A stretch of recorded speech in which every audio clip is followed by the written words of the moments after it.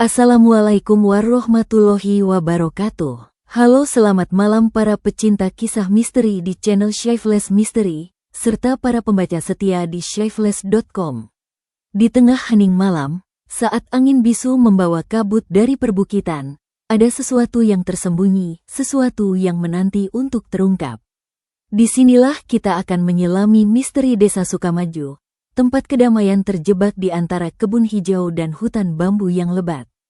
Tempat di mana setiap bayangan bisa menjadi cerita, dan setiap bisikan bisa menjadi pengantar ke kegelapan.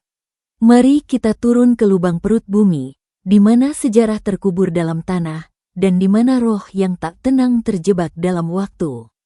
Bersiaplah, karena malam ini kita akan mengikuti jejak sosok tanpa kepala yang menghantui selama 3 bulan. Desa Sukamaju terletak di sebuah lembah yang dikelilingi oleh kebun-kebun sayur hijau dan hutan bambu yang lebat. Udara di sana selalu segar, dan kehidupan berjalan dengan ritme yang lamban namun penuh kedamaian. Penduduknya, sekitar 300 jiwa, hidup dari bertani dan sedikit perdagangan hasil bumi. Mereka adalah orang-orang sederhana yang percaya pada kerja keras, gotong royong, dan penghormatan terhadap leluhur. Selama generasi, tidak ada kejadian luar biasa yang mengganggu ketenangan mereka. Namun, ketenangan itu adalah kain tipis yang menutupi luka lama yang belum pernah benar-benar sembar. Pada suatu malam di bulan Agustus, ketika kabut tipis mulai turun dari perbukitan, 2 penjaga pos ronda, Bapak Arman dan Pak Joko, melakukan tugas mereka seperti biasa. Langit tanpa bulan, hanya diterangi oleh bintang-bintang yang tersebar jarang. Suasana sepi, hanya terdengar suara serangga dan sesekali burung nicar dari hutan bambu. Mereka berjalan pelan di jalan utama desa, senter mereka menyoroti jalanan berbatu. Tepat di persimpangan jalan menuju kuburan desa, sesuatu muncul. Sebuah sosok, tinggi, sekitar 2 meter, berjalan pelan dari arah hutan bambu. Pakaiannya lusuh, seperti jubah panjang dari kain kasar yang sudah lapuk dan kotor. Yang membuat darah mereka membeku adalah, sosok itu tidak memiliki kepala. Dari lehernya yang terlihat, hanya ada kegelapan, tidak ada wajah, tidak ada rambut, tidak ada sesuatu yang menandai itu pernah menjadi bagian dari seorang manusia. Sosok itu bergerak dengan langkah yang teratur namun sangat pelan, seperti seseorang yang sedang mencari sesuatu namun tidak tahu di mana. Arman dan Joko terpaku. Mereka berdiri seperti patung, senter mereka masih menyoroti sosok itu. Namun cahaya itu tidak membuat sosok itu lebih jelas.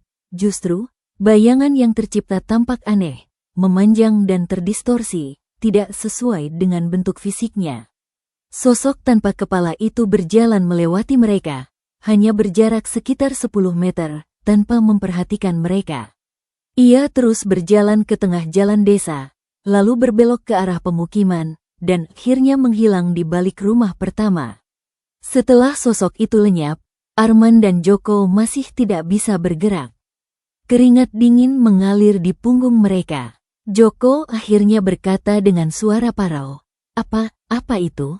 Jangan bicara." Arman memotong, "Jangan sampai dia mendengar. Mereka tidak berani melapor ke kepala desa atau siapapun. Mereka takut bahwa melapor akan menarik perhatian sosok itu kepada mereka. Mereka pulang dengan diam, masing-masing masuk ke rumah mereka dengan hati berdebar-debar. Namun, mimpi mereka pada malam itu sama. Sosok tanpa kepala itu berdiri di depan pintu rumah mereka, dan tangan panjangnya mengangkat, menunjuk tepat ke jantung mereka. Penampakan pertama itu tidak diketahui oleh warga lainnya. Arman dan Joko menyimpan rahasia itu dalam hati, berharap itu hanya ilusi atau mimpi buruk bersama. Namun, peristiwa itu adalah kunci yang membuka pintu ke ruang bawah tanah Desa Sukamaju, ruang yang penuh dengan sejarah tersembunyi, dendam yang belum terlampiaskan, dan ritual yang dilakukan dalam kegelapan. Kedamaian di Desa Sukamaju mulai retak, dan mimpi buruk yang akan menimpa seluruh warga telah memulai langkah pertama. 3 hari setelah penampakan sosok tanpa kepala, ketenangan Desa Sukamaju pecah menjadi kepanikan kolektif.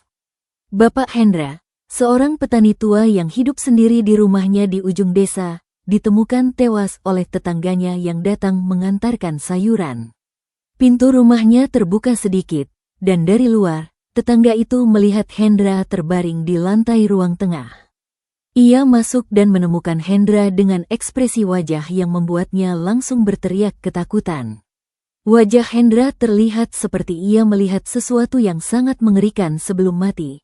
Mata terbuka luas, mulut terkunci dalam bentuk U, dan seluruh otot wajah menegang dalam ketakutan mutlak.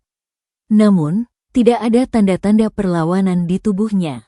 Tidak ada luka, tidak ada bekas pukulan, tidak ada tanda gangguan apapun. Rumahnya juga rapi, tidak ada barang yang berantakan. Lampu di ruang tengah masih menyala. Meski hari sudah pagi, kematian misterius Hendra menyebar seperti api dalam dedaunan kering. Dalam 2 jam, seluruh desa sudah tahu. Wanita-wanita berkerumun dengan wajah cemas, anak-anak dipeluk erat, dan para lelaki berkumpul dengan bicara rendah dan mata yang terus memeriksa sekeliling. Sosok tanpa kepala yang sebelumnya hanya dilihat oleh Arman dan Joko mulai dikaitkan dengan kejadian ini. Arman dan Joko, dengan tekanan yang semakin besar, akhirnya mengaku kepada beberapa warga tentang apa yang mereka lihat. Cerita itu menjadi tambahan bahan bakar untuk ketakutan yang sudah membara. Kepala desa, Bapak Rahmat, adalah seorang pria berusia 50 tahun dengan wajah tegas dan sikap yang biasanya tenang.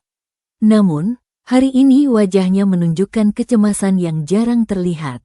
Ia segera mengumpulkan seluruh warga di balai desa setelah mendengar berita kematian Hendra dan cerita penampakan sosok tanpa kepala. Balai desa penuh dengan orang-orang yang berdiri atau duduk di lantai. Suasana tegang, seperti udara sebelum badai. Rahmat berdiri di depan, dengan beberapa anggota Dewan Desa di sampingnya. Warga Sukamaju, Rahmat mulai dengan suara berat, kita menghadapi sesuatu yang tidak kita pahami. Kematian Bapak Hendra tidak wajar. Ditambah dengan cerita penampakan sosok tanpa kepala, kita harus mengambil tindakan. Seorang warga, Ibu Sari, bertanya dengan suara gemetar, apakah itu hantu? Apakah desa kita sekarang dihantui? Kita tidak tahu, Rahmat menjawab, tapi kita tidak bisa berdiam diri. Dari sekarang, kita akan meningkatkan pengamanan. Ronda malam akan dilakukan dengan lebih ketat. Saya juga akan meminta bantuan dari pihak yang lebih tahu tentang hal-hal seperti ini. Namun, sebelum Rahmat bisa menjelaskan lebih lanjut, seorang lelaki tua di sudut, Bapak Togar, berdiri dengan ragu-ragu. Ada sesuatu yang mungkin perlu kita ingat, katanya dengan suara lemah. Bertahun-tahun lalu, sebelum banyak dari kita lahir, ada kejadian di desa ini. Kejadian yang tidak pernah dibicarakan lagi. Warga saling memandang. Rahmat sendiri tampak tidak mengetahui hal ini. Kejadian apa, Pak Togar? Togar menghela napas. Saya hanya mendengar dari orang tua saya. Ada seorang pendatang, seorang yang melakukan ritual-ritual aneh di rumahnya di pinggir hutan. Dia menghilang, dan ada cerita tentang kepala yang terpisah dari tubuh. Tapi itu semua sudah lama, mungkin hanya dongeng. Cerita Togar menambah dimensi baru pada ketakutan. Sekarang, tidak hanya ada sosok tanpa kepala dan kematian misterius, tetapi juga sejarah tersembunyi yang mungkin terkait. Rahmat memutuskan untuk tidak hanya fokus pada pengamanan, tetapi juga mulai mencari tahu tentang sejarah desa yang mungkin terkait dengan kejadian ini. Namun, sebelum mereka bisa melakukan penelitian lebih lanjut, malam telah tiba. Dan dengan malam, ketakutan menjadi lebih nyata. Warga pulang ke rumah mereka dengan perasaan bahwa setiap bayangan bisa menjadi sosok tanpa kepala yang mengintai. Mereka menutup pintu dan jendela dengan kencang, memeriksa setiap sudut rumah sebelum tidur. Desa Sukamaju, yang sebelumnya damai, sekarang menjadi tempat di mana setiap orang merasa seperti target yang tidak diketahui. Korban pertama telah muncul, dan gejolak telah mulai. Tidak ada yang tahu siapa yang akan menjadi korban berikutnya, atau apakah sosok tanpa kepala itu akan muncul lagi di depan rumah seseorang di malam ini. Kepala Desa Rahmat mengeluarkan keputusan resmi, ronda malam menjadi wajib bagi semua lelaki dewasa di Desa Sukamaju. Mereka akan dibagi menjadi 6 kelompok, masing-masing beranggotakan 5 orang, dan akan berjaga bergantian setiap malam dari pukul 22 hingga pukul 4. Aturan ketat juga diberlakukan, semua lampu di rumah, termasuk lampu luar, harus dimatikan sebelum pukul 12 malam. Pintu dan jendela harus ditutup rapat, dan tidak ada yang boleh keluar rumah setelah pukul 12 malam kecuali anggota tim ronda. Tujuan aturan ini adalah untuk mengurangi target yang mungkin menarik sosok tanpa kepala. Berdasarkan kesaksian Arman dan Joko bahwa sosok itu muncul di jalan yang terang. Persiapan dilakukan dengan cepat. Kelompok-kelompok ronda dibentuk, dengan Rahmat sendiri masuk dalam kelompok pertama. Mereka diberi senter kuat, beberapa tongkat sebagai alat pembantu, meski tidak ada yang berharap harus menggunakan itu, dan komunikasi sederhana berupa peluit jika ada keadaan darurat. Selain itu, Rahmat juga menghubungi seorang kenalan di kota, seorang yang dikenal memiliki pengetahuan tentang hal-hal spiritual dan misteri, untuk meminta bantuan. Orang itu, bernama Mas Gatot, setuju datang dalam 2 hari. Malam pertama ronda dimulai dengan suasana tegang yang hampir bisa dirasakan secara fisik. Kelompok pertama, terdiri dari Rahmat, Arman, Joko, dan 2 warga lainnya, Bapak Denny dan Pak Rizal, berjalan menyusuri jalan desa. Langit tanpa bulan lagi, dan hanya senter mereka yang menerangi jalan. Suara mereka rendah, hampir tidak ada yang berbicara. Mereka memeriksa setiap rumah, memastikan lampu sudah mati dan pintu tertutup. Beberapa rumah masih menunjukkan cahaya dari jendela pada pukul 23, dan mereka harus mengetuk pintu dengan hati-hati untuk memperingatkan warga. Pada pukul 23.30, ketika mereka berada di area dekat rumah Hendra, yang sekarang kosong dan dikunci, Arman berhenti. Dia muncul di sekitar sini, katanya dengan suara hampir seperti bisikan. Dari arah hutan bambu, semua mata menuju ke hutan bambu yang terlihat seperti dinding kegelapan di ujung jalan. Tidak ada gerakan, tidak ada suara aneh. Namun, ketakutan sudah tertanam. Mereka melanjutkan ronda dengan lebih waspada. Senter mereka lebih sering diarahkan ke hutan dan ke sudut-sudut jalan yang gelap. Malam pertama berlalu tanpa penampakan sosok tanpa kepala. Namun, ketegangan tidak berkurang. Kelompok-kelompok berikutnya juga mengalami malam yang sama, penuh dengan antisipasi dan ketakutan yang tidak terwujud. Beberapa warga mulai bertanya-tanya apakah sosok itu memang ada, atau apakah itu hanya ketakutan kolektif yang diperkuat oleh kematian Hendra. Namun, pada malam kedua, sesuatu terjadi. Kelompok ketiga, yang berjaga dari pukul 0 hingga pukul 2, melihat sesuatu yang membuat mereka hampir tidak bisa bergerak. Mereka sedang berjalan di jalan samping dekat kebun, ketika salah satu anggota Pak Yusuf melihat bayangan panjang di tanah dari cahaya senter mereka. Bayangan itu tidak berasal dari mereka. Ia mengarahkan senter ke sumber bayangan, dan di sana, sekitar 20 meter di depan, sosok tanpa kepala berdiri di tengah jalan. Sosok itu tidak bergerak, seperti sedang menunggu. Yusuf berteriak pelan, dan semua anggota kelompok melihat. Sosok itu, dengan jubah lusuhnya, tampak lebih jelas di cahaya senter. Tidak ada kepala, hanya leher yang terlihat seperti potongan kasar dari tubuh.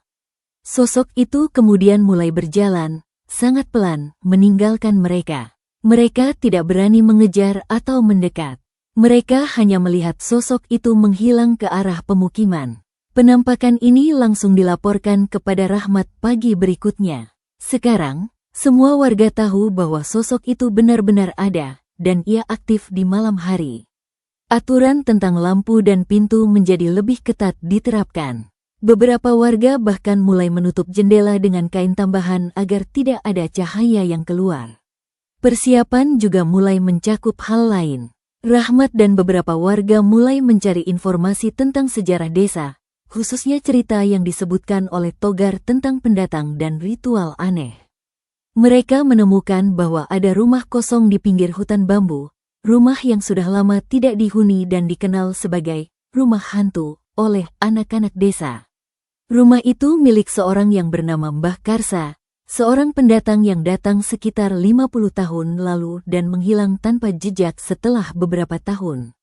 Tidak banyak yang tahu tentang aktivitasnya, tetapi ada cerita-cerita lokal bahwa Mbah Karsa melakukan pemujaan sesuatu di rumahnya. Rahmat memutuskan bahwa setelah Mas Gatot datang, mereka akan menyelidiki rumah itu. Namun, untuk sekarang, fokus tetap pada ronda malam dan menjaga warga. Ketegangan di desa semakin meningkat, karena setiap malam sekarang menjadi waktu yang mungkin dihadiri oleh sosok tanpa kepala. Warga mulai tidur dengan sulit, beberapa bahkan tidak tidur sama sekali, hanya menunggu dengan hati berdebar di dalam rumah mereka yang gelap. Ronda malam dan persiapan adalah upaya untuk melindungi, tetapi juga menjadi pengakuan bahwa desa mereka sekarang berada dalam keadaan darurat yang tidak mereka pahami. Dan dengan setiap malam yang berlalu tanpa insiden, ketakutan justru tumbuh, karena mereka tahu bahwa sosok itu masih ada di luar, menunggu waktu yang tepat untuk muncul lagi atau untuk mengambil korban berikutnya. Mas Gatot datang pada hari ketiga setelah kematian Hendra. Ia adalah seorang pria berusia sekitar 40 tahun, dengan wajah tenang dan mata yang tampak selalu memperhatikan detail. Ia tidak berasal dari dunia paranormal komersial, ia adalah seorang peneliti folklore dan sejarah lokal yang juga memiliki pengetahuan mendalam tentang tradisi dan ritual berbagai budaya. Rahmat mengenalnya dari proyek dokumentasi budaya beberapa tahun sebelumnya. Gatot langsung dikenalkan dengan situasi. Ia mendengarkan dengan serius cerita dari Arman, Joko, dan kelompok ronda yang melihat sosok tanpa kepala. Ia juga meminta detail tentang kematian Hendra dan sejarah desa yang mulai digali oleh Rahmat. Setelah mendengar semua, Gatot tidak langsung memberikan penjelasan atau teori. Ia hanya mengatakan, kita harus melihat sendiri, dan kita harus masuk ke malam. Ia memutuskan untuk ikut dalam ronda malam berikutnya. Kelompok yang berjaga adalah kelompok ke-6, yang bertugas dari pukul 2 hingga pukul 4, waktu yang dianggap paling berbahaya karena kegelapan paling pekat. Gatot meminta untuk bergabung dengan kelompok ini, bersama dengan Rahmat dan 2 warga lainnya yang dianggap paling stabil secara mental, Pak Denny dan Pak Rizal. Malam itu dingin, dan kabut mulai turun lagi dari perbukitan. Gatot tidak banyak bicara selama awal ronda. Ia hanya mengobservasi lingkungan, jalan desa, rumah-rumah, posisi hutan bambu, dan terutama area di mana sosok tanpa kepala biasanya muncul. Ia juga memperhatikan pola lampu, beberapa rumah masih memiliki cahaya redup dari dalam, meski aturan sudah diberlakukan. Tepat pada pukul 3, ketika mereka berada di persimpangan jalan utama dekat balai desa, Gatot berhenti. Ada sesuatu di sana, katanya dengan suara rendah. Ia mengarahkan senter kuatnya ke arah jalan menuju hutan bambu. Di sana, sosok tanpa kepala berdiri. Tidak berjalan, hanya berdiri. Sosok itu tampak lebih jelas di cahaya senter Gatot. Jubahnya seperti kain kasar yang sudah lapuk dan berdebu. Tubuhnya tinggi dan sedikit membungkuk, dan di lehernya, tempat kepala seharusnya ada, terlihat seperti kegelapan padat, bukan hanya bayangan. Gatot memperhatikan bahwa sosok itu tidak memiliki bayangan yang normal di bawah cahaya senter. Bayangan itu terdistorsi, memanjang ke beberapa arah, seperti ada lebih dari satu sumber cahaya yang memengaruhi. Sosok itu mulai berjalan, sangat pelan, seperti sebelumnya. Namun, kali ini, Gatot mengambil langkah maju. Jangan terlalu dekat, ia memperingatkan kelompoknya. Tetapi ia sendiri terus mengikuti dengan jarak sekitar 50 meter.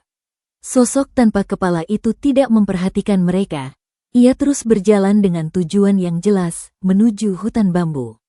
Gatot dan kelompok ronda mengikuti, dengan hati berdebar-debar. Mereka memasuki area hutan bambu, tempat yang biasanya tidak mereka masuki di malam hari. Suara bambu berdesir dalam angin malam menambah suasana misterius. Sosok tanpa kepala itu berjalan di antara bambu-bambu, seperti tahu jalan dengan baik. Ia akhirnya berhenti di sebuah area yang sedikit terbuka, di mana tanah tampak lebih gembur dan ada beberapa batu besar tersebar. Di sana, sosok itu berhenti dan menoleh. Meski tidak memiliki kepala, tubuhnya berputar sedikit seperti menyadari keberadaan mereka. Gatot berhenti, kelompok ronda juga berhenti. Sosok itu kemudian mengangkat satu tangan yang panjang dan tampak kurus, dan menunjuk ke sebuah spot di tanah, di antara dua batu besar. Setelah beberapa detik, sosok itu kemudian berjalan lagi, menghilang ke dalam kegelapan hutan yang lebih lebat. Gatot tidak mengejar lebih jauh. Ia mendekati spot yang ditunjuk oleh sosok itu. Dengan senter, ia memeriksa tanah. Di sana, ada sesuatu yang tidak biasa. Tanah tampak seperti digali sebelumnya, kemudian ditutup kembali dengan kasar. Ada juga beberapa benda seperti potongan kain tua dan sebuah benda kecil yang tampak seperti tulang. Ini bukan hal biasa, Gatot berkata kepada kelompoknya. Sosok itu bukan hanya penampakan. Ia memiliki tujuan. Ia menunjuk sesuatu. Ia memeriksa lebih dekat benda kecil itu. Itu memang tulang kecil, mungkin dari jari atau bagian lain. Gatot tidak mengambilnya, hanya mengobservasi. Ada sejarah di tempat ini, katanya. Dan sosok itu mungkin adalah bagian dari sejarah itu. Kelompok ronda kembali ke desa dengan temuan baru ini. Gatot sekarang memiliki keyakinan bahwa sosok tanpa kepala itu terkait dengan sesuatu yang fisik, dengan tempat tertentu, dengan benda tertentu. Ia juga mulai membentuk teori. Sosok itu mungkin adalah entitas yang mencari sesuatu, atau mungkin adalah manifestasi dari sesuatu yang belum terselesaikan. Keanehan dari penampakan itu juga menjadi jelas. Sosok itu tidak menyerang, tidak mengancam secara langsung. Ia hanya muncul, berjalan, dan kadang menunjuk. Namun, kematian Hendra menunjukkan bahwa sosok itu bisa berbahaya, meski tidak dengan cara langsung. Gatot berpikir bahwa mungkin ada ritual atau aturan tertentu yang dilanggar oleh Hendra, tanpa ia sadari. Temuannya langsung ini memberikan data baru bagi Gatot, tetapi juga meningkatkan ketakutan warga. Sekarang mereka tahu bahwa sosok itu tidak hanya muncul di jalan desa, tetapi juga aktif di hutan bambu, tempat yang dekat dengan pemukiman. Dan dengan sosok itu menunjuk sesuatu di tanah, ada kemungkinan bahwa ada lebih banyak hal tersembunyi di hutan itu yang terkait dengan misteri ini. Gatot memutuskan bahwa penyelidikan harus lebih mendalam. Ia perlu mencari tahu tentang rumah Mbah Karsa, tentang sejarah desa yang lebih detail, dan tentang apa yang mungkin tersembunyi di bawah tanah di spot yang ditunjuk oleh sosok tanpa kepala. Namun, untuk melakukan itu, ia perlu waktu dan mungkin harus mengambil risiko lebih besar. Malam berikutnya, ia berencana untuk tidak hanya ronda, tetapi juga memasuki rumah kosong Mbah Karsa, rumah yang dikenal sebagai rumah hantu, dan mungkin adalah pusat dari semua kejadian ini. Setelah temuan langsung di hutan bambu, Gatot fokus pada pola yang mungkin dimiliki oleh sosok tanpa kepala. Ia memperhatikan bahwa dalam semua kesaksian, sosok itu selalu muncul di area yang terang, atau di area yang memiliki cahaya, baik dari lampu rumah atau dari senter ronda. Ia juga ingat bahwa Hendra ditemukan tewas di rumah dengan lampu masih menyala, meski itu pagi hari. Gatot mulai berpikir bahwa cahaya mungkin adalah faktor yang menarik sosok itu. Untuk menguji ini, Gatot meminta Rahmat untuk melakukan percobaan kecil namun berisiko. Ia meminta satu rumah yang berada di jalur biasa sosok tanpa kepala, untuk tetap menyalakan lampu luar setelah pukul 12 malam pada suatu malam, dengan tim ronda yang berjaga di sekitar untuk mengobservasi. Rumah yang dipilih adalah rumah Bapak Denny, salah satu anggota ronda yang bersedia membantu. Denny dan keluarga akan mengungsi ke rumah saudara untuk malam itu, dan lampu luar rumahnya akan tetap menyala. Malam percobaan itu adalah malam setelah Gatot melihat sosok di hutan. Tim ronda terdiri dari Gatot, Rahmat, Arman, dan Joko. Mereka bersembunyi di posisi yang aman sekitar 30 meter dari rumah Denny, dengan pengamatan jelas ke jalan depan rumah. Pukul 0.30, tidak ada aktivitas. Pukul 1, suasana masih sepi. Namun, tepat pada pukul 1.30, sosok tanpa kepala muncul dari arah hutan bambu. Ia berjalan dengan langkah pelan yang sama, langsung menuju jalan depan rumah Denny. Ketika sosok itu mencapai rumah Denny, ia berhenti. Ia berdiri di depan rumah, tepat di bawah lampu luar yang menyala, untuk waktu yang lama, sekitar 5 menit. Sosok itu kemudian mengangkat tangan, seperti dalam penampakan sebelumnya, dan menunjuk ke pintu rumah Denny. Setelah itu, ia berjalan lagi, tetapi kali ini tidak langsung meninggalkan area. Ia berjalan mengelilingi rumah, seperti memeriksa setiap sisi. Ia akhirnya kembali ke jalan dan menghilang ke arah hutan bambu. Gatot dan tim ronda mengobservasi dengan hati yang hampir berhenti. Pola sekarang jelas, sosok itu tertarik pada rumah yang masih terang setelah tengah malam. Ia tidak masuk, tidak mencoba membuka pintu, tetapi ia menunjukkan perhatian khusus pada rumah itu.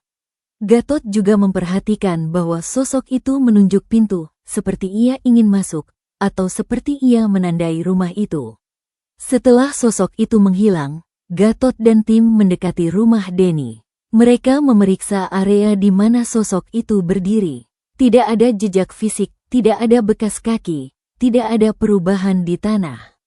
Namun, Gatot merasa ada perubahan atmosfer. Udara di depan rumah itu menjadi lebih dingin dan berat, seperti ada energi yang tertinggal. Sosok itu tidak mencari orang secara random, Gatot berkata kepada tim. Ia mencari rumah dengan cahaya. Cahaya mungkin adalah tanda bagi dia, tanda bahwa ada aktivitas, bahwa ada orang yang tidak mengikuti aturan. Atau mungkin, cahaya adalah bagian dari ritual tertentu yang dilanggar. Kembali ke balai desa, Gatot menjelaskan teorinya kepada Rahmat dan beberapa warga lainnya. Di banyak tradisi, cahaya di malam hari, terutama setelah waktu tertentu, dianggap sebagai pemanggil bagi entitas tertentu. Sosok tanpa kepala ini mungkin terikat dengan aturan yang melarang cahaya setelah tengah malam.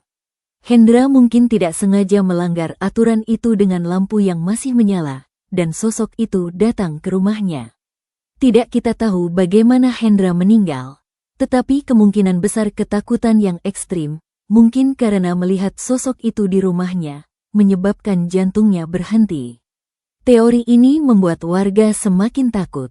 Sekarang, bukan hanya sosok tanpa kepala yang menjadi ancaman, tetapi juga aturan tentang cahaya yang harus dipatuhi dengan sangat ketat. Beberapa warga mulai mematikan lampu bahkan sebelum pukul 10 malam, dan beberapa menggunakan lampu tidur yang sangat redup agar tidak melanggar aturan. Gatot juga mulai mencari tahu lebih banyak tentang aturan atau ritual lama di desa. Ia menemukan bahwa dalam cerita-cerita lokal yang dikumpulkan dari warga tua, ada tradisi tentang malam gelap di desa Sukamaju, tradisi yang sudah tidak dilakukan selama beberapa generasi. Tradisi itu adalah bahwa setiap bulan tertentu, desa harus melakukan malam gelap, di mana semua lampu dimatikan dari pukul 12 hingga pukul 4, dan tidak ada yang boleh keluar rumah.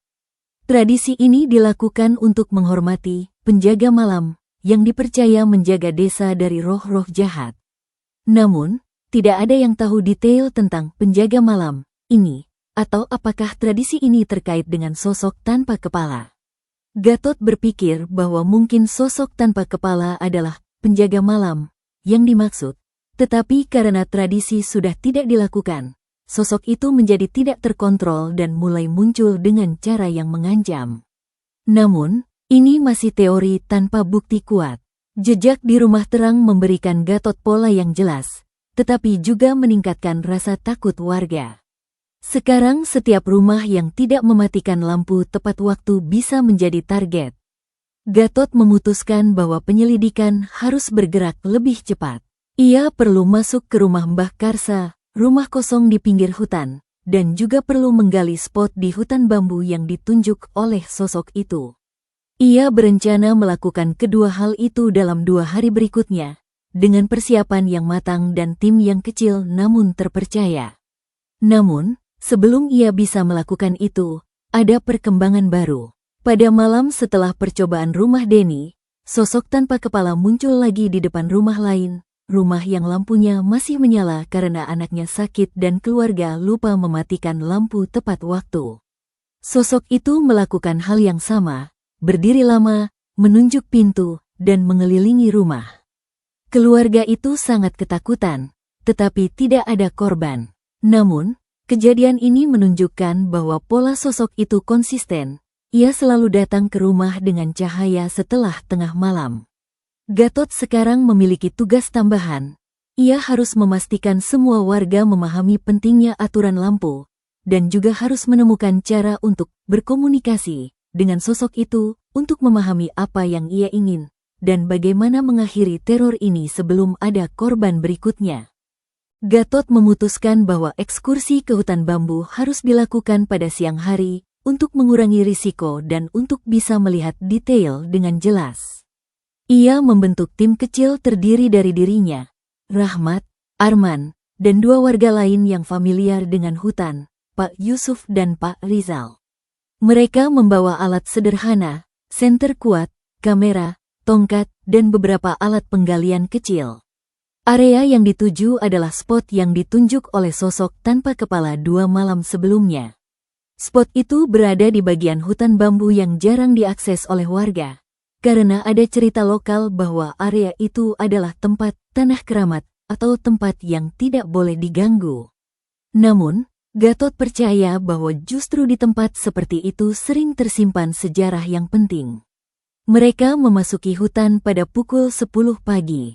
Suasana hutan bambu di siang hari berbeda dengan malam, lebih terang, lebih hidup dengan suara burung dan serangga, tetapi masih memiliki aura misterius karena bambu-bambu tinggi yang membuat cahaya matahari terfilter. Mereka mencapai spot yang ditunjuk dalam waktu sekitar 30 menit. Spot itu adalah area terbuka kecil di antara bambu-bambu, dengan beberapa batu besar seperti yang sudah dilihat Gatot. Tanah di sana tampak berbeda, lebih gembur, seperti pernah digali. Gatot mulai memeriksa dengan detail. Ia menemukan bahwa di sekitar spot, ada beberapa benda kecil, potongan kain tua yang sudah lapuk, beberapa keping keramik, dan tulang kecil yang sudah ia lihat sebelumnya. Tulang itu, setelah diperiksa lebih dekat, tampak seperti tulang jari manusia. Ini mungkin sisa tubuh, Gatot berkata dengan hati-hati. Tapi tidak cukup untuk menjadi tubuh lengkap. Ia kemudian memeriksa tanah yang gembur. Dengan alat penggalian kecil, ia mulai menggali dengan hati-hati. Setelah sekitar 10 cm, ia menemukan sesuatu yang lebih besar. Tulang panjang, mungkin tulang kaki atau tangan. Ia menggali lebih lanjut, dan menemukan lebih banyak tulang, tulang rusuk, tulang paha, tulang lengan. Semua tulang itu tampak tua. Sudah terkubur untuk waktu lama, mungkin beberapa dekade. Ini adalah kuburan, Gatot menyimpulkan. Tapi kuburan yang tidak formal. Tulang-tulang ini dikubur dengan kasar, tidak dalam peti atau dengan ritual yang layak. Tim membersihkan area lebih luas. Mereka menemukan bahwa tulang-tulang itu terkubur dalam area sekitar 1 meter persegi, tidak dalam urutan yang teratur. Gatot juga menemukan sesuatu yang penting. Di bagian tengah area, ada tulang leher yang terpisah dari tulang lainnya. Tulang leher itu tampak seperti dipotong dengan kasar, ada tanda pemotongan yang tidak rapi. Tulang leher ini mungkin adalah kunci, Gatot berkata. Sosok tanpa kepala, mungkin tubuh ini adalah tubuhnya, dan kepala terpisah. Ia kemudian memperhatikan bahwa di sekitar tulang leher, ada simbol-simbol kecil yang digambar di batu-batu besar. Simbol itu tidak jelas, tetapi tampak seperti lingkaran dengan garis-garis yang memanjar. Gatot mengambil foto simbol-simbol itu untuk analisis lebih lanjut. Penemuan tulang-tulang manusia lama di hutan bambu adalah bukti fisik pertama yang kuat bahwa ada kejadian kematian tidak wajar di desa ini di masa lalu. Gatot berpikir bahwa mungkin tubuh ini adalah tubuh Mbah Karsa, pendatang yang menghilang tanpa jejak. Namun, tanpa kepala, identifikasi sulit. Tim juga menemukan bahwa di sekitar area kuburan, Ada jejak-jejak aktivitas manusia yang lebih baru, jejak kaki yang tampak seperti dari sepatu modern, dan beberapa barang seperti puntung rokok dan plastik. Ini menunjukkan bahwa mungkin ada orang yang datang ke tempat ini secara periodik, mungkin untuk sesuatu yang terkait dengan ritual. Gatot memutuskan untuk mengambil beberapa tulang sebagai sampel, terutama tulang leher, untuk bisa dibawa dan mungkin dianalisis lebih lanjut oleh ahli jika diperlukan. Namun, ia melakukan dengan hati-hati dan dengan penghormatan, karena ini adalah tubuh manusia. Setelah ekskursi, tim kembali ke desa dengan temuan yang signifikan. Gatot sekarang memiliki bukti bahwa sosok tanpa kepala mungkin adalah manifestasi dari seseorang yang tubuhnya dikubur di hutan bambu tanpa kepala. Ia juga mulai berpikir bahwa kepala mungkin dikubur di tempat lain atau mungkin digunakan dalam ritual tertentu. Teori Gatot sekarang lebih jelas. Sosok tanpa kepala adalah entitas yang mencari kepala yang hilang, atau mungkin mencari pengakuan atau penguburan yang layak. Kematian Hendra mungkin terjadi karena Hendra secara tidak sengaja mengganggu atau melanggar aturan yang terkait dengan sosok itu, mungkin dengan cahaya yang masih menyala. Namun, Gatot juga berpikir bahwa mungkin ada pelaku di balik semua ini, orang yang melakukan ritual dengan kepala, atau orang yang mengubur tubuh tanpa kepala. Ia perlu mencari tahu tentang rumah Mbah Karsa, karena rumah itu mungkin adalah tempat ritual dilakukan. Ekskursi ke hutan gelap memberikan jawaban sebagian, tetapi juga membuka lebih banyak pertanyaan. Gatot sekarang tahu bahwa ada tubuh tanpa kepala dikubur di hutan, dan sosok tanpa kepala mungkin terkait dengan tubuh itu. Namun, bagaimana sosok itu bisa muncul? Apa yang membuatnya aktif sekarang? Dan apa hubungannya dengan aturan cahaya dan kematian Hendra? Gatot berencana untuk menyelidiki rumah Mbah Karsa pada malam berikutnya, dengan tim yang sama. Ia percaya bahwa rumah itu mungkin menyimpan jawaban lebih banyak, termasuk mungkin kepala yang hilang, atau alat ritual yang digunakan. Namun, memasuki rumah yang dikenal sebagai rumah hantu, di malam hari adalah risiko besar, dan Gatot harus mempersiapkan tim dengan baik, termasuk mental dan fisik. Rumah Mbah Karsa berada di pinggir hutan bambu, sekitar 200 meter dari spot kuburan yang ditemukan Gatot.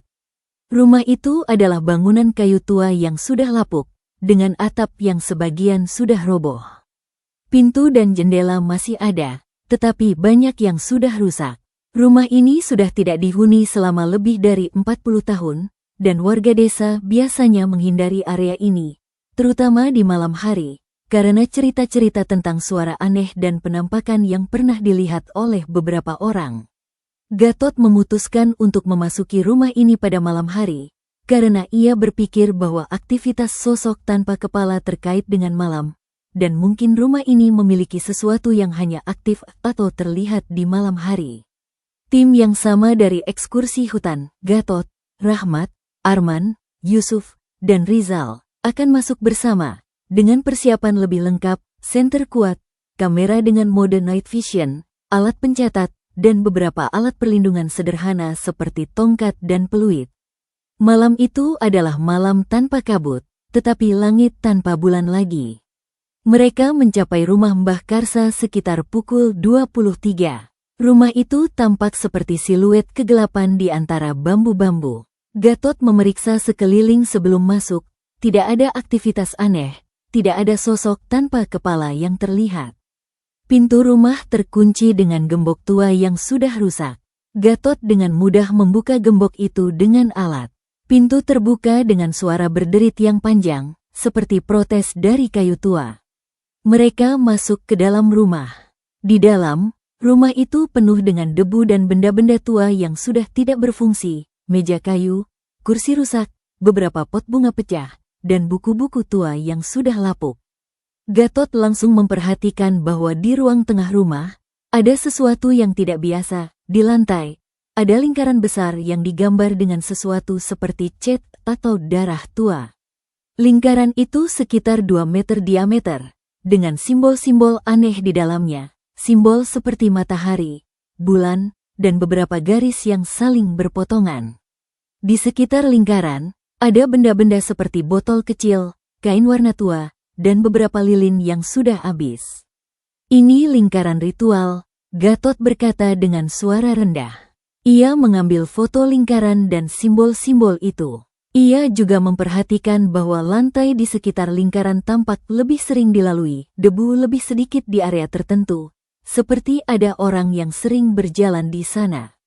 Tim memeriksa rumah lebih detail. Di sebuah ruangan kecil di belakang, mereka menemukan lebih banyak benda ritual, patung-patung kecil dari tanah liat, beberapa kerangka hewan kecil, dan buku-buku dengan tulisan tangan yang sudah tidak jelas. Gatot mengambil satu buku dan mencoba membaca.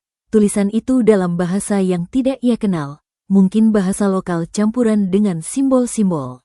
Di dekat lingkaran ritual, Gatot menemukan sesuatu yang penting. Di bawah sebuah batu kecil, ada gigi manusia. Gigi itu tampak seperti gigi depan, masih utuh. Gatot mengambil gigi itu dengan hati-hati. Gigi manusia, mungkin bagian dari kepala yang hilang. Ia juga menemukan bahwa udara di dalam rumah menjadi berat setelah mereka menemukan gigi. Suhu turun sedikit, dan ada feeling seperti ada yang mengintai mereka. Gatot memeriksa dengan senter ke setiap sudut, tetapi tidak melihat sesuatu. Namun, ketika mereka sedang memeriksa ruangan belakang, Arman melihat sesuatu di lantai ruang tengah, jejak kaki. Jejak kaki itu panjang, seperti dari seseorang dengan kaki besar, dan tampak baru, debu di sekitar jejak masih terganggu. Gatot memeriksa jejak itu berasal dari pintu masuk dan berjalan langsung ke lingkaran ritual, lalu berhenti di tengah lingkaran. Sosok tanpa kepala baru saja datang ke rumah ini, Gatot berkata. Jejak ini baru, mungkin ia datang setelah kita masuk, atau sebelum kita masuk. Tim menjadi lebih waspada. Mereka memeriksa rumah dengan lebih cepat, mencari apa yang mungkin menjadi tujuan sosok itu. Gatot berpikir bahwa mungkin sosok itu datang ke rumah ini untuk melakukan sesuatu di lingkaran ritual, atau untuk mengambil sesuatu. Di sebuah rak tua di ruang tengah, Gatot menemukan sebuah kotak kecil dari kayu. Kotak itu terkunci, tetapi Gatot bisa membuka dengan mudah karena kunci sudah rusak. Di dalam kotak, ada beberapa benda, sebuah pisau kecil dengan bentuk aneh, beberapa kertas dengan tulisan simbol, dan sebuah medali kecil dengan gambar yang tidak jelas. Gatot mengambil semua benda itu sebagai bukti. Namun, penemuan paling penting terjadi ketika Gatot memeriksa lantai di tengah lingkaran ritual. Di sana, ada area yang tampak seperti trapdoor kecil, sebuah pintu kecil di lantai. Gatot mencoba membuka, tetapi pintu itu terkunci atau tertutup dengan sesuatu. Ia meminta Yusuf dan Rizal untuk membantu membuka dengan alat.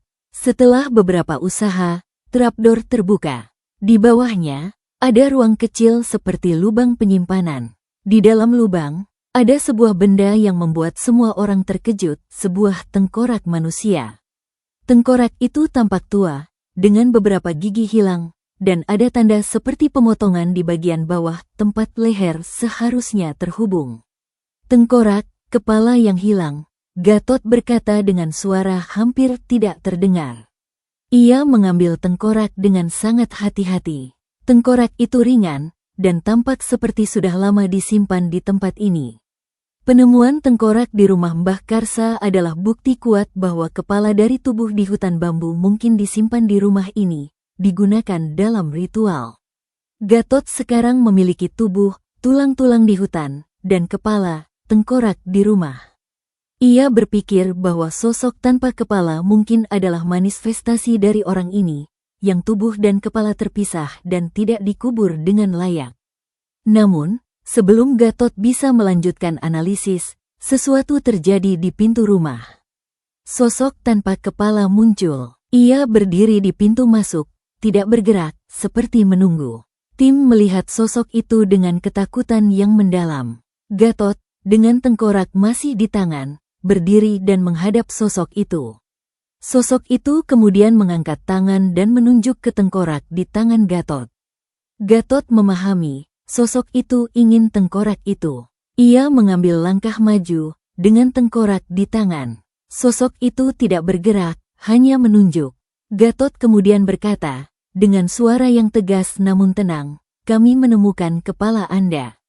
Kami akan mengubur Anda dengan layak.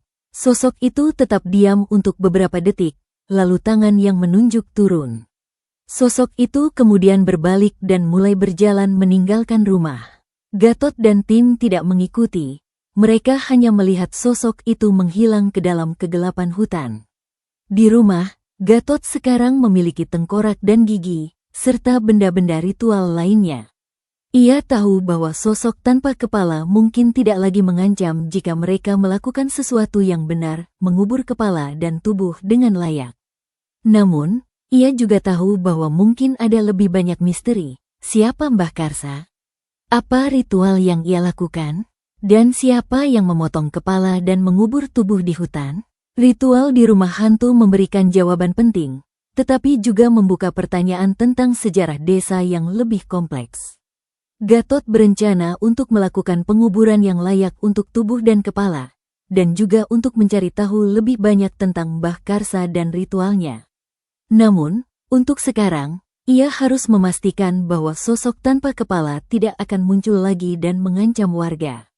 Setelah menemukan tengkorak di rumah Mbah Karsa, Gatot memutuskan bahwa penguburan yang layak harus dilakukan secepat mungkin. Ia percaya bahwa sosok tanpa kepala adalah manifestasi dari orang yang tubuh dan kepala terpisah, dan hanya dengan menyatukan dan mengubur dengan layak, sosok itu bisa tenang. Namun, ia juga tahu bahwa mungkin ada konfrontasi langsung dengan sosok itu sebelum penguburan dilakukan. Gatot, dengan tengkorak dan tulang-tulang dari hutan bambu, berencana untuk melakukan ritual penguburan kecil di pemakaman desa. Ia meminta Rahmat untuk mengumpulkan beberapa warga yang bersedia membantu, dan juga meminta seorang tetua desa yang tahu tentang ritual penguburan tradisional untuk memimpin. Namun, sebelum mereka bisa melakukan penguburan, sosok tanpa kepala muncul lagi di desa. Kali ini, ia muncul di depan balai desa, tepat pada pukul 0. Gatot dan tim ronda sedang berada di balai desa untuk persiapan, dan mereka melihat sosok itu datang dari jalan utama. Sosok itu berjalan dengan langkah yang lebih cepat dari biasanya, langsung menuju balai desa. Gatot, dengan tengkorak masih dalam sebuah kotak yang ia bawa, berdiri di depan balai desa. Ia mengambil tengkorak dari kotak dan memegangnya di tangan. Sosok tanpa kepala berhenti sekitar 5 meter dari Gatot. Ia mengangkat tangan, seperti sebelumnya, dan menunjuk ke tengkorak. Gatot berkata, dengan suara yang jelas dan tegas, kami tahu apa yang Anda cari. Kami menemukan kepala Anda. Kami akan mengubur Anda dengan layak, bersama tubuh Anda. Sosok itu tidak bergerak untuk beberapa saat. Gatot kemudian mengambil langkah maju, menempatkan tengkorak di tanah di depan sosok itu. Sosok itu melihat, meski tanpa kepala, ke tengkorak, lalu tangan yang menunjuk turun. Sosok itu kemudian membuat gerakan seperti ingin mengambil tengkorak, tetapi tidak bisa karena tidak memiliki tangan fisik yang bisa memegang. Gatot memahami. Ia mengambil tengkorak lagi dan berkata, kami akan membawa kepala Anda ke tubuh Anda. Kami akan menyatukan Anda. Sosok itu kemudian berbalik dan mulai berjalan ke arah hutan bambu. Gatot dan tim mengikuti, dengan hati berdebar tetapi juga dengan keyakinan bahwa ini adalah langkah akhir. Mereka membawa tengkorak dan juga tulang-tulang dari hutan yang sudah mereka kumpulkan. Di hutan bambu, sosok itu berjalan ke spot kuburan yang sudah ditemukan. Di sana, sosok itu berhenti dan menunjuk ke tanah. Gatot dan tim mulai menggali lagi area itu, dengan hati-hati, untuk membuat kuburan yang lebih layak. Mereka menggali lubang yang cukup besar untuk semua tulang dan tengkorak. Setelah lubang digali, Gatot menempatkan semua tulang dan tengkorak di dalam, dengan tengkorak di posisi yang sesuai dengan tubuh. Tetua desa yang ikut, Mbah Wardi, melakukan ritual kecil dengan doa-doa tradisional dan penghormatan kepada leluhur. Selama ritual, sosok tanpa kepala berdiri di samping, tidak bergerak. Setelah ritual selesai dan lubang mulai ditutup dengan tanah, sosok itu membuat gerakan, ia berlutut. Sosok tanpa kepala, dengan tubuhnya yang tinggi, berlutut di tanah di samping kuburan. Kemudian, dari sosok itu, kabut tipis mulai muncul, menyelimuti tubuhnya. Kabut itu semakin pekat, dan sosok itu mulai menghilang dalam kabut. Dalam beberapa detik, sosok itu tidak ada lagi. Kabut juga menghilang, dan hanya kuburan baru yang terlihat. Gatot dan tim berdiri di sana, dengan perasaan campuran, lega, takjub, dan masih sedikit takut. Mereka tidak tahu apakah sosok itu benar-benar sudah tenang, atau apakah ini hanya sementara. Namun, mereka menyelesaikan penguburan dengan layak, menutup lubang dan menandai dengan batu kecil. Kembali ke desa, Gatot menjelaskan kepada warga bahwa sosok tanpa kepala mungkin sudah tenang setelah penguburan. Namun, ia juga memperingatkan bahwa mungkin masih ada hal lain yang perlu diselesaikan, siapa yang melakukan pemotongan kepala dan ritual di rumah Mbah Karsa. Dan apakah ada orang lain yang terlibat dalam kejadian ini? Warga merasa lega, tetapi juga masih memiliki ketakutan bahwa sosok itu mungkin muncul lagi. Gatot memutuskan untuk tinggal beberapa hari lagi di desa untuk memastikan bahwa tidak ada penampakan lagi, dan juga untuk mencari tahu lebih banyak tentang sejarah Mbah Karsa. Pada malam setelah penguburan, tidak ada penampakan sosok tanpa kepala. Tim ronda berjalan seperti biasa, tetapi tidak melihat sesuatu aneh. Lampu di rumah-rumah masih dimatikan sebelum pukul 12 malam, tetapi ketakutan sudah berkurang. Gatot juga melakukan penelitian lebih lanjut tentang Mbah Karsa. Ia menemukan dari beberapa warga tua bahwa Mbah Karsa adalah seorang pendatang yang datang dengan pengetahuan tentang ritual-ritual tertentu. Ia melakukan ritual untuk menjaga desa dari roh-roh jahat, tetapi ritualnya melibatkan hal-hal yang tidak diterima oleh warga, seperti penggunaan bagian tubuh manusia. Ada cerita bahwa Mbah Karsa menghilang setelah konflik dengan beberapa warga, dan rumahnya ditinggalkan. Tidak ada yang tahu bahwa ia mungkin telah dibunuh dan tubuhnya dikubur di hutan. Gatot berpikir bahwa mungkin sosok tanpa kepala adalah Mbah Karsa sendiri, yang tubuhnya tidak dikubur dengan layak karena ritual yang ia lakukan. Namun, tanpa bukti lebih lanjut, ini hanya spekulasi. Konfrontasi dengan sosok tanpa kepala dan kejadian akhir memberikan akhir yang positif untuk teror di desa. Sosok itu tidak muncul lagi, dan warga mulai merasa lebih aman. Gatot memutuskan bahwa penguburan yang layak adalah kunci untuk menenangkan sosok itu, dan bahwa sosok itu mungkin hanya mencari pengakuan dan penghormatan yang tidak ia dapatkan saat kematiannya. Setelah penguburan tulang dan tengkorak di pemakaman desa, Gatot memimpin prosesi kecil untuk menghormati orang yang mungkin adalah Mbah Karsa. Warga desa, meski masih sedikit takut, ikut dalam prosesi dengan penghormatan. Mereka menempatkan kuburan baru di area pemakaman desa, dengan tanda sederhana yang hanya menyatakan di sini terbaring seseorang yang perlu ketenangan. Malam berikutnya setelah penguburan, ketenangan kembali ke desa Sukamaju. Tim ronda berjalan tanpa melihat sosok tanpa kepala. Lampu di rumah-rumah mulai boleh dibiarkan menyala setelah pukul 12 malam, karena aturan larangan lampu dicabut oleh Rahmat. Warga mulai tidur dengan lebih nyenyak, dan suasana desa kembali seperti sebelumnya, damai dan tenang. Gatot tinggal di desa selama 5 hari setelah penguburan, untuk memastikan bahwa tidak ada kejadian aneh lagi. Ia juga membantu warga untuk memahami bahwa teror mungkin sudah berakhir, tetapi mereka harus tetap menghormati sejarah dan tradisi desa. Ia memberikan pesan bahwa yang dibutuhkan sosok tanpa kepala adalah kebenaran, pengakuan bahwa ia ada, bahwa ia memiliki tubuh dan kepala yang terpisah, dan bahwa ia perlu dikubur dengan layak. Pada hari ke-6, Gatot meninggalkan desa. Ia berpesan kepada Rahmat dan warga bahwa mereka harus menjaga kuburan baru dengan baik, dan juga harus menjaga sejarah desa agar tidak terlupakan. Ia juga menyarankan bahwa jika ada kejadian aneh lagi, mereka bisa menghubungi dia. Desa Sukamaju kembali ke kehidupan normal. Warga mulai membicarakan kejadian ini sebagai bagian dari sejarah mereka, tetapi dengan perasaan lega bahwa teror sudah berakhir. Anak-anak mulai bermain lagi di luar tanpa ketakutan, dan para lelaki kembali bekerja di kebun tanpa was-was. Namun, misteri masih menyisakan pertanyaan. Gatot, dalam catatannya, menulis bahwa mungkin ada pelaku di balik tragedi lama, orang yang membunuh Mbah Karsa dan memotong kepala, atau orang yang menggunakan ritual Mbah Karsa untuk tujuan jahat. Namun, tanpa bukti lebih lanjut, pelaku itu mungkin sudah tidak ada atau sudah meninggal. Gatot juga mencatat bahwa sosok tanpa kepala mungkin bukan hanya Mbah Karsa, tetapi bisa juga adalah orang lain yang terkait dengan ritual di rumah itu. Teror berakhir, tetapi pembelajaran tetap. Desa Sukamaju belajar bahwa ketenangan mereka bisa terganggu oleh sejarah yang belum terselesaikan, dan bahwa penghormatan kepada leluhur dan sejarah adalah penting untuk menjaga kedamaian. Mereka juga belajar bahwa cahaya di malam hari bisa menjadi tanda, tetapi juga bahwa aturan harus dipahami dengan konteks yang benar.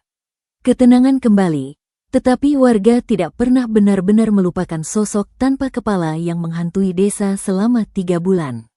Mereka mengingatnya sebagai bagian dari sejarah mereka, sebagai pengingat bahwa kedamaian harus dijaga dengan memahami dan menghormati masa lalu. Gatot, dalam perjalanan kembali ke kota, berpikir bahwa setiap desa memiliki sejarah tersembunyi, dan bahwa teror sering muncul dari sejarah yang tidak diakui atau tidak dihormati. Sosok tanpa kepala di desa Sukamaju adalah manifestasi dari seseorang yang tidak mendapatkan penguburan layak, dan yang mencari kebenaran melalui penampakan yang mengancam. Dengan pembenaran, pengakuan dan penguburan, sosok itu akhirnya tenang. Desa Sukamaju sekarang aman, tetapi setiap malam, ketika lampu menyala dan warga tidur, ada sedikit memori tentang sosok tanpa kepala yang pernah berjalan di jalan mereka. Memori itu tidak lagi menakutkan, tetapi menjadi bagian dari cerita yang mereka akan ceritakan kepada generasi berikutnya, cerita tentang ritual di balik kematian aneh, dan tentang sosok tanpa kepala yang mencari ketenangan. Akhirnya, teror di desa Sukamaju reda. Setelah sosok tanpa kepala menghilang setelah penguburan yang layak, ketenangan kembali mengalir di antara warga. Mereka belajar bahwa sejarah yang tidak diakui bisa menjadi bayangan yang mengejar, dan bahwa kebenaran adalah kunci untuk menenangkan jiwa yang terganggu. Terima kasih sudah menyaksikan kisah ini di channel Shyfeless Mystery dan membacanya di shyfeless.com. Jika Anda merasa terbawa oleh misteri ini, dukung kami dengan menekan tombol like, menulis komentar, dan melakukan share. Sampai jumpa. Wassalamualaikum warahmatullahi wabarakatuh.